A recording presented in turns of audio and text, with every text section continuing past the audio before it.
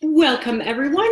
My name is Tracy Murphy-Poxtis and this is Good to Great in Under 8, the weekly show for motivated professionals who want to have a greater business impact and get more fulfillment out of their careers. So guys, I do record all my Good to Great in Under 8 shows and have them on my website, tracymurphycoaching.com. So if you go there and you visit the Learning Corner, you'll see all the past shows along with some other great resources. And then also don't forget to download your free copy of 4 Ways to Approach Conflict. So guys, over the past several months, I've been working with a lot of leaders who, as we went through the coaching process, really came to discover that the biggest area of opportunity for them was to really stop working in their businesses and start working on their businesses. So really meaning that they wanted to spend more time translating the insights that they had about their customers and their marketplaces into strategies and plans that would help their teams develop and thrive both short and long term. Now, it's not a total surprise that this happens. It typically happens at a point in every leader's career where this type of shift needs to take place.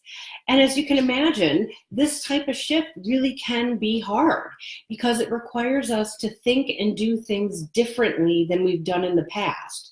And especially when those things in the past have gotten us such great success. So since this really seemed to be a key area of focus for many leaders, I thought today I'd share some tips around some of the things that you should be thinking about and doing when you want to make this shift. So the first big thing, guys, is to develop and execute a strategic plan. This is really a plan that's going to allow you to chart the course for your team, your department, or your organization. And a good strategic plan really gives you, the leader, the opportunity to set clear priorities, to focus your energy, your team's energy, and your resources, and really ensure that people are working toward a common goal.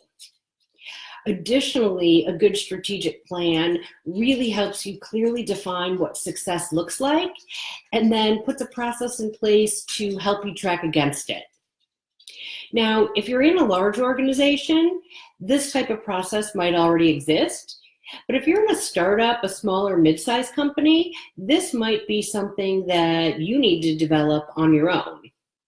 And either way, guys, the key thing I would highly recommend doing as a part of this process is really making sure that you engage all your key stakeholders, right? So people from all the various different functions, making sure that you capture their perspective on what's going on with customers, what's happening in the marketplace, and really asking them what opportunities they see for growth in the business. And then the next thing to start really thinking about is really making sure that you're committed to the strategic plan that you develop. There is absolutely nothing worse, guys, than a leader who develops a plan and then behaves in a way that's completely opposite of that plan, or behaves in a way that isn't supportive of the strategies and tactics developed.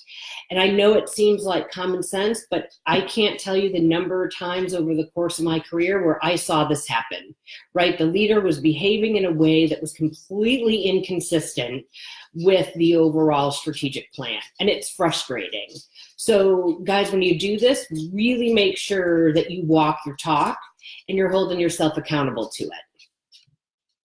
And then lastly, make sure you set yourself up for success when it comes to developing your strategic plan. Too many times I have seen and heard from leaders that, you know what, I just don't have the time to put it together. Well, guess what? If you want to make that shift from working in your business to working on your business, you're going to have to find the time. And so one key thing that you should be thinking about here is really how can you start delegating more effectively and embracing the fact that you need to delegate.